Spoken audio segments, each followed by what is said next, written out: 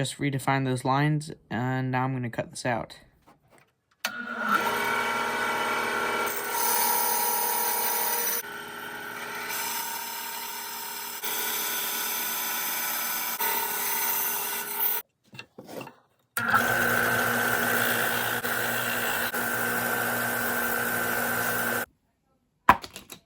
So I guess I should probably explain this. So this is going to be a Bluegill Lipless crankbait. So I'm thinking, instead of just making this one lipless crankbait, I have some molding silicone and resin and micro balloons. So I think I'm going to make kind of a batch of these Bluegill Lipless crankbaits. It's a pretty good shape, and I think if I can achieve it, it'll be a really cool bait. So I need to draw the top profile now, though. Now I'm going to draw the top profile on this bait. Okay, now I'm going to actually belt and disc sand this. Sorry, my mask. I'm going to belt and disc sand this because I can, even though it's going to get dusty, but I'll just vacuum it up later.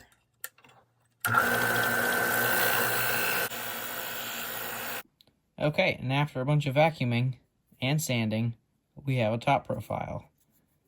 Looks pretty good already. I think when rounding this off, I'm going to leave these corners kind of sharp because I notice a lot of people do that and have success. I've never done that, and I don't always have success. So, yeah, I'm going to try that out. But that's where I'm at, so I'm going to round this off. But now I'm going to take my sharpest tool, which happens to be this chisel. This is sharper than razor blades. This thing is insane. Did I mention this is basswood? This is basswood.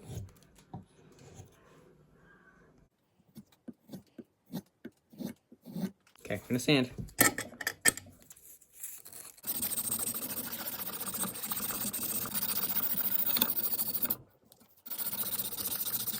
I don't know, something about that head just doesn't feel right to me, but I'm gonna leave it. And if I really hate it later, I can fix it, so. Yeah, let's just kind of like change the shape. Now it has a big forehead, but I'm going to drill out eye sockets and start working on detail.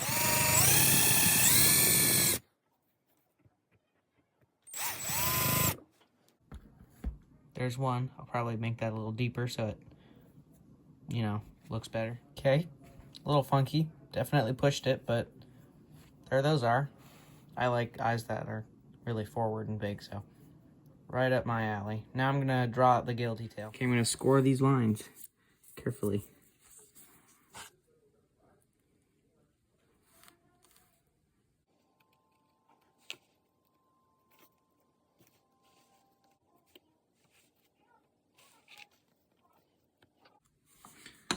Okay, done scoring.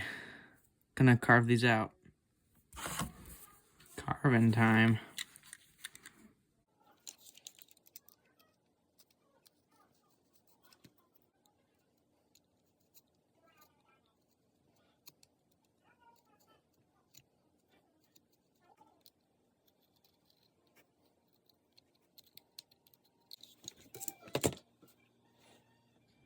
Alright, so I did a ton of sanding. I get that this is a big jump, but you know what I was doing. I was just taking these little pieces of sandpaper and rubbing them in there.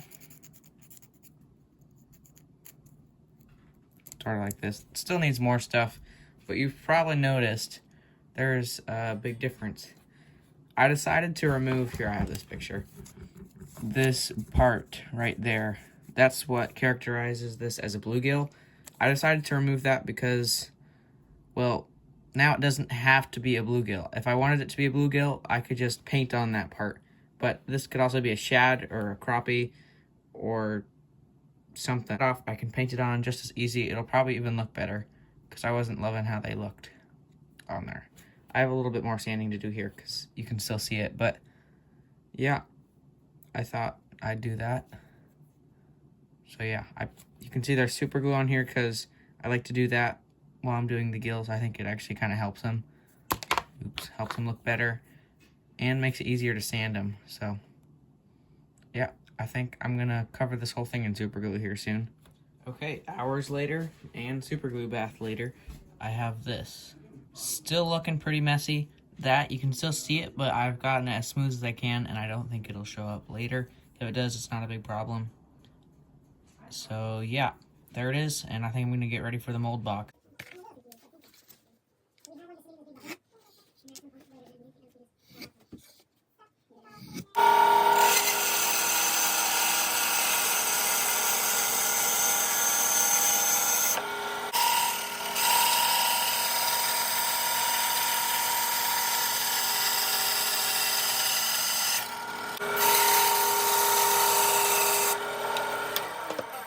And we have a box. Don't question my box. Don't ask why this part's thinner than this part, or why it's not square, or why anything. Just believe me. I just made this box, and it's gonna work. So this isn't perfect, but we're gonna mold it just like this because it'll be easier to fix the cast end stuff. Now, this is not the silicone I'd prefer to use, but this is what I have. It still has a fishing lure on the front, so I'm gonna use it's a way quicker cure time. Instead of like 18 to 20 hours, it's like 2 to 3 or something crazy. So probably sacrificing something like durability or something. I haven't played with Play-Doh in a while, clay or whatever. Ugh, this is what I'm working with. This isn't what this tool is meant for, but I'm gonna use it because it looks like it's working.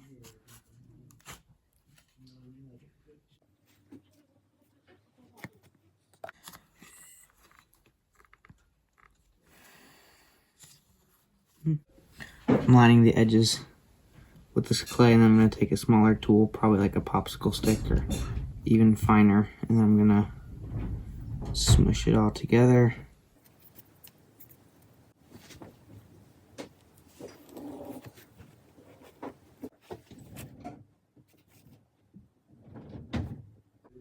Well, I'm definitely not very good at this, but I've got all this lined up in there, and I'm going to kind of do a little score of the edges. Then I'll trim it so the box fits.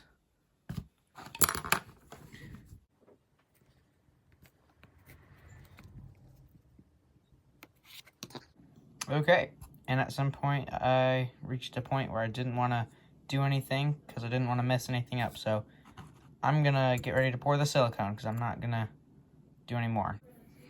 And that should be good. Unfortunately, I see a bunch of dog hairs in there, so I'm gonna have to get those out now. Why, Tenny? I love you, but why do you have to be so hairy? Got it. Okay, ready for silicone. What's going on here? Got some directions. Some good stuff. Now, you get out a little scale and measure it out. You have to mix this and shake this, add them together, stir it very well. This stuff is sort of weird. Okay, about to pour the first layer. Make sure you guys can see. Gonna start in one corner, just let it pour down.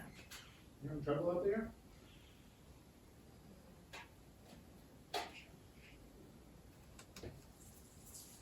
Okay. All right, I'm about to pour the rest on.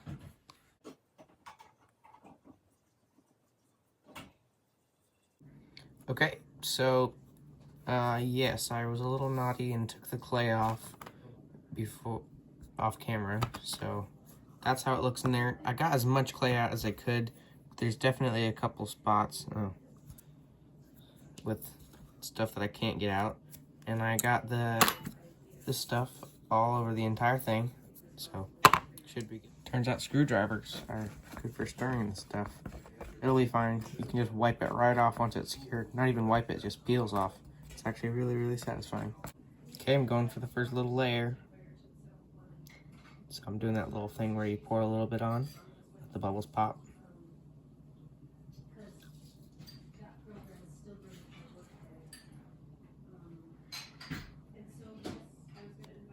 It's more than a little layer, it's actually quite a bit.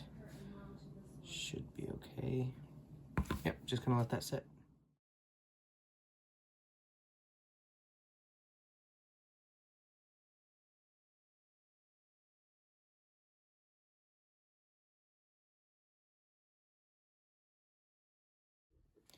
Let that sit for a while. I can see it looks really good. Not very many bubbles. I'm gonna finish pouring this stuff.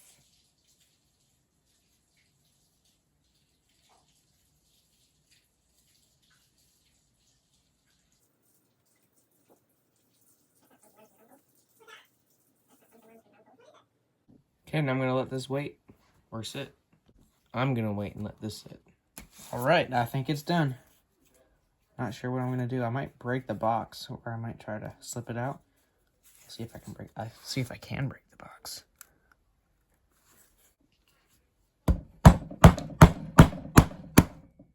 Oh no! I stabbed the silicone.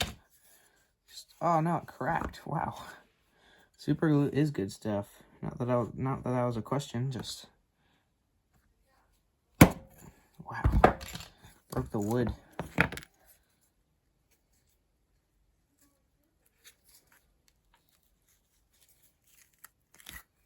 Oh, this is exciting. Wow, one layer is definitely thicker than the other. Hopefully it comes apart. Okay, I'm getting some here.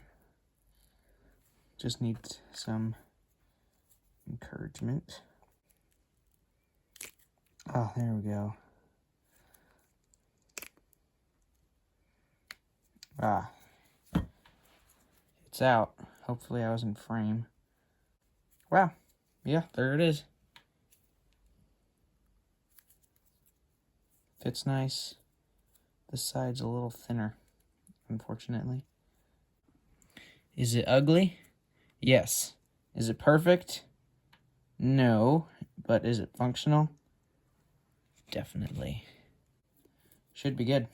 I might go ahead and pour a bait right now. Just made these eyes. They are awesome. Slice. Slice. See how that looks. Should be enough for air. Okay, now I need one more. I only have a couple of these left, but I'm going to be using these tungsten weights. And my problem is I only have enough of these for one. Okay, I'm going to pour this in.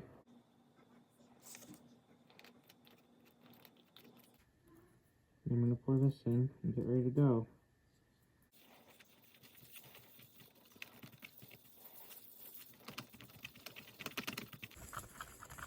Okay, get ready. I made the sprue bigger too.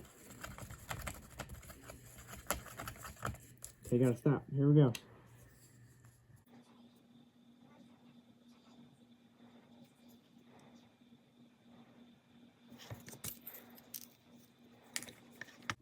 Time for demold. Yeah, it's cured. I don't know, it's kind of floppy. But I'm gonna take it out anyway.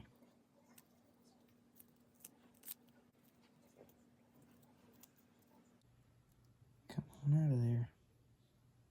Why is it so stuck? There it is. Not bad. That actually looks pretty good. I should use these eyes I made when it's done. Okay, I'm gonna drill these out real quick. I'm gonna have to drill this one at a pretty good angle so I don't bump into any stuff. Just gonna throw it in here. I'm moving on pretty quickly with this part of the lure because you all have seen me do it and I want to get this done. Okay, I'm gonna glue in this hardware. Honestly, it's tight enough that I don't really need it, but of course I'm gonna put it in there. Now I think for this bluegill, I'm gonna paint it a bluegill, I think, because that's what I've been saying this whole time. So I think this is gonna be a bluegill, and I'm gonna go for a really pearlized bluegill. And I have an announcement. I got color shift paint, a bunch of them. It's exciting. I got all these ones, I think. I'll show them to you. Here's a couple of them. They're awesome. They shoot in the airbrush really nicely, and they are what I used to make these eyes. I got 6 of them. You can see this is green to purple. They're awesome.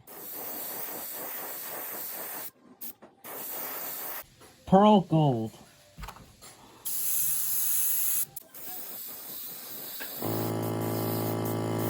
This is raw umber.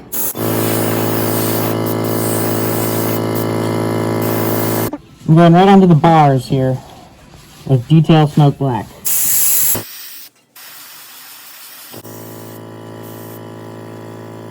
Pearl silver scales. Here we cover up the gills.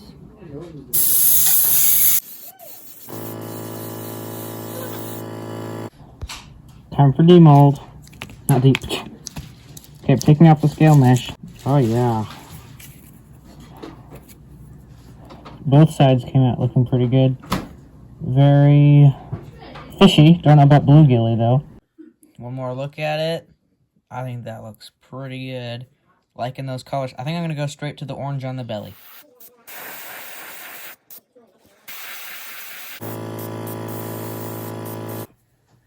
Time for some color shift.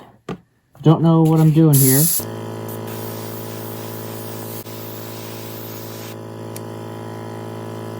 Alright, let's give you the look of this. That is pretty neat. I like what that did to this, that color shift.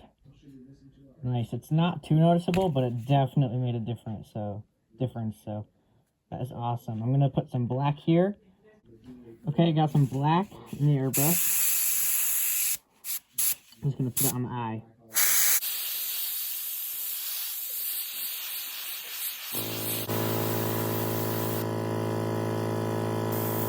Just got done putting some pearl white on the bottom and towards the head up here. Oh, yeah. I think I'm going to put some red scales down here.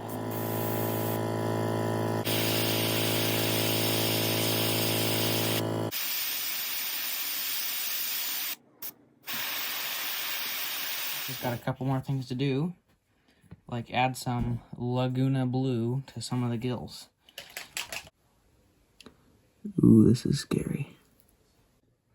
That is where I'm at. I think I'm done. I'm just gonna sign it and put some eyes that I made on. Okay. Wow.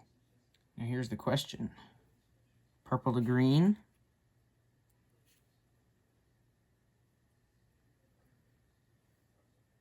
That would definitely look good. That looks good.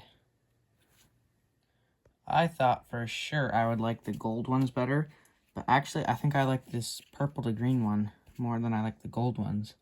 Okay. There's the homemade eye. Oh my gosh, this is an awesome bait. Holy cow. Probably my favorite bluegill I've ever done. That is a beautiful bait. I'm glad I recorded this one. This was a process and it took a long time and it had its ups and downs, but this is an awesome bait. So there's a final look at this bait. Unfortunately, the clear coat made the eyes sort of 2D, but that's okay. They're not that 2D and they still look fine. So here's this bait, fully finished and yep, ready for use. You can see color shift all in there. I don't know, I think this one came out awesome. I'll have to make more of these and experiment and try to make some even better. So, yep, thanks for watching, and I'll see you next time. All right, guys, it's really cold out, and it's windy, and there's a bit of a scary ledge, and I'm going to do my best to show you the action on this bait. I will tell you it's a little bit erratic, not the most stable, but it's also a good action. You know all lipless crankbaits, they never perform very well right at the bank with you. They always try to go on their sides, and that's what this one's doing, but out there it's pretty good. So I'm going to try to get underwater footage, but that's going to be really hard. There are other places I can go to. Like when you do slow, it has this big S pattern. But when you do it fast, it's got a good lipless crankbait action. Zooming in way. Oh no, that time it wasn't working good. Darn it, whenever I zoom in, it doesn't work good. That is the action on this bait. I am really happy with the paint scheme, with the clear coat, with the carvings. This bait came out awesome. And I guess I didn't say anything about the clear coat. I used a 30-minute epoxy, and I didn't record that. But yeah, that's a really good action, and I can always make more, and I can experiment and improve. So yeah, it likes to go on its side. I hope you saw that.